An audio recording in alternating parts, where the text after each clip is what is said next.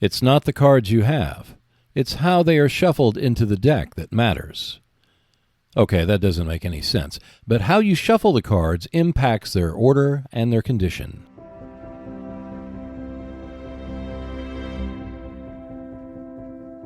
Many types of games now use cards as an essential part of their mechanics, and making sure the cards are both properly randomized and protected is essential to continued enjoyment of the game.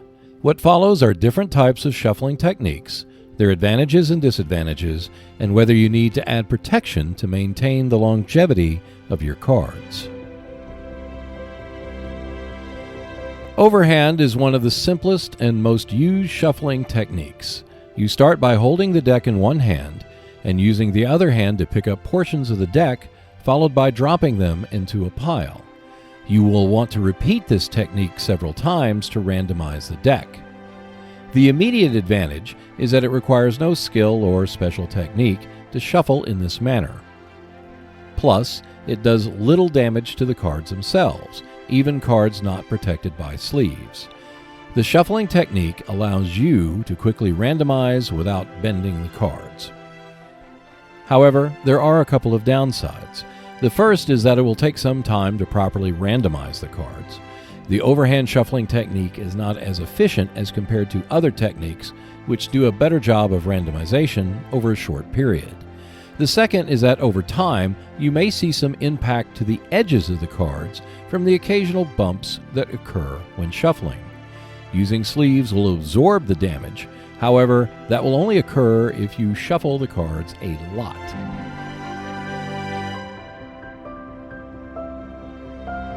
The Riffle shuffle is arguably the most recognizable shuffling technique. You start by splitting the deck into two halves as equal as possible. Then, by placing your hands over the cards, you keep them in one place by placing your fingers on the back edge of each half.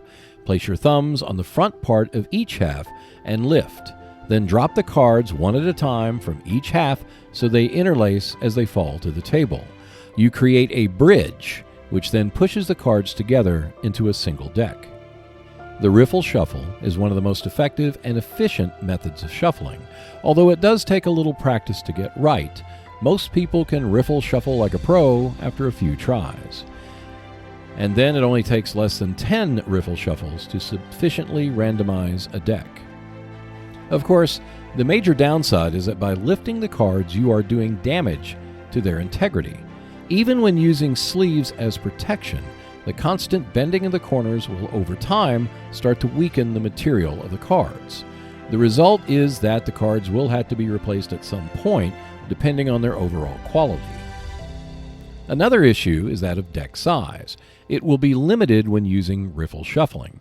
For larger decks, you will have to split the number of cards and essentially double the number of shuffles to get proper randomization, not to mention how much time it will take. Although the overhead and riffle techniques are solid and efficient, they only work if you can comfortably fit the entire deck into your hands. Plus, the cards can become damaged over time, which means you must use sleeves to minimize the impact.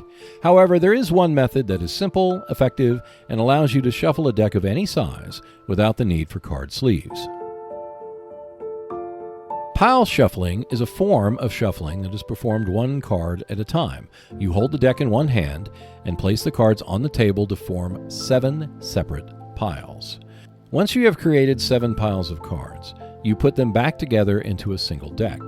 You can put the piles in any order that you want. However, to get better randomization, it is recommended that you divide the deck a few times and restack into a single pile after you have pile shuffled.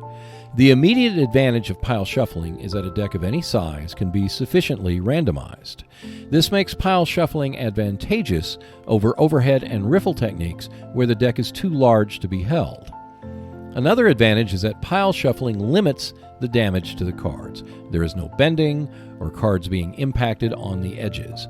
This prolongs the life of the cards so they can be played longer before replacement. For those who want to save money on purchasing card sleeves, this method can be very advantageous. The downside is that pile shuffling does take time. The more cards, the more time it will take. Also, as mentioned before, the cards are not truly randomized compared to a proper riffle shuffle, so you will need to divide the deck again a few times in order to make it more random. A few tips starts by washing your hands so that any dirt and oil is minimized. Clean hands make it less likely that the edges of the cards can become discolored over time. I've already made a video about the necessity of card sleeves, which you can view by clicking here. Basically for cards that you shuffle a lot over the course of a game, and if you prefer the riffle or overhand methods, then purchasing card sleeves is recommended. However, for cards that only get shuffled once or a very few times, then card sleeves do not add that much protection. The quality of the cards you use should be considered as well. The poker cards seen here are quite durable and inexpensive, so card sleeves are not necessary in this regard. However, cards of lower quality and more expensive to obtain may require card sleeves, but keep in mind that card sleeves do not offer full protection. They only extend the life of the cards. They do not make them immortal. Another tip is to keep the cards out of sunlight. The ultraviolet or UV rays of the sun can damage the cards and dull them over time.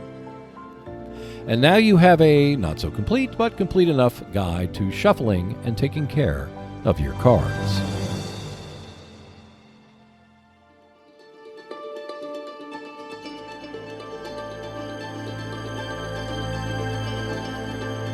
Thank you for watching. You can find more videos on how to play games, along with rules explanations, play examples, unboxings, and more when you subscribe to the Seek Out and Play YouTube channel. In addition, there is a monthly Speak Out and Play podcast which is posted on the Seek Out and Play YouTube channel on the last Wednesday of each month. The audio version comes out 48 hours earlier on Buzzsprout and Spotify. At least one new video is released every week, so I will see you next Wednesday.